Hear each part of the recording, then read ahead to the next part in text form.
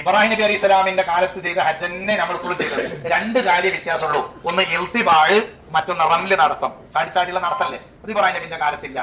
അതുപോലെ തന്നെ നമ്മൾ വസ്ത്രത്തിൽ തോവ ചെയ്യുമ്പോൾ ഇൽത്തിബാ എന്ന് പറയാം, വലത്തെ ചുമര് കാണിക്കുന്നത്, അത് ഇബ്രാഹിം നബിന്റെ കാലത്തിൽ. ബാക്കി എല്ലാതും ഇബ്രാഹിം നബി അലൈഹി സ്വലാമിന്റെ കാലത്തുള്ളതാണ്.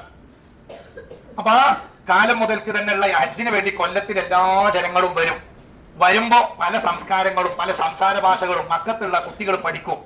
അതുകൊണ്ട് തന്നെ എല്ലാ ഭാഷകളും മറ്റും പഠിക്കണ്ടെന്ന് വിചാരിച്ച് മക്കത്തുള്ള കുഞ്ഞുങ്ങളെ പ്രസവിച്ച ഉടനെ മുലയൂട്ടുന്നതിന് വേണ്ടിയോ മലമ്പ്രദേശത്തുള്ള സ്ത്രീകളെ ഏൽപ്പിക്കുന്ന ഒരു പതിവ് മക്കത്തുണ്ടായിരുന്നു.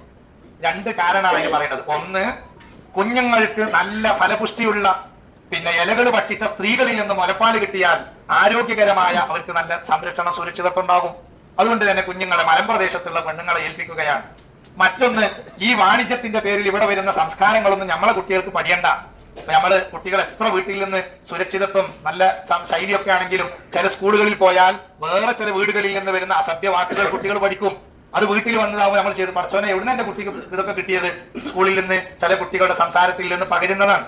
അപ്പൊ എന്നതുപോലെ ഈ രണ്ട് കാരണങ്ങൾക്ക് വേണ്ടി മക്കയിൽ നിന്ന് കുഞ്ഞുങ്ങളെ മലമ്പ്രദേശത്തുള്ള സ്ത്രീകളെ ഏൽപ്പിക്കാറുണ്ട്.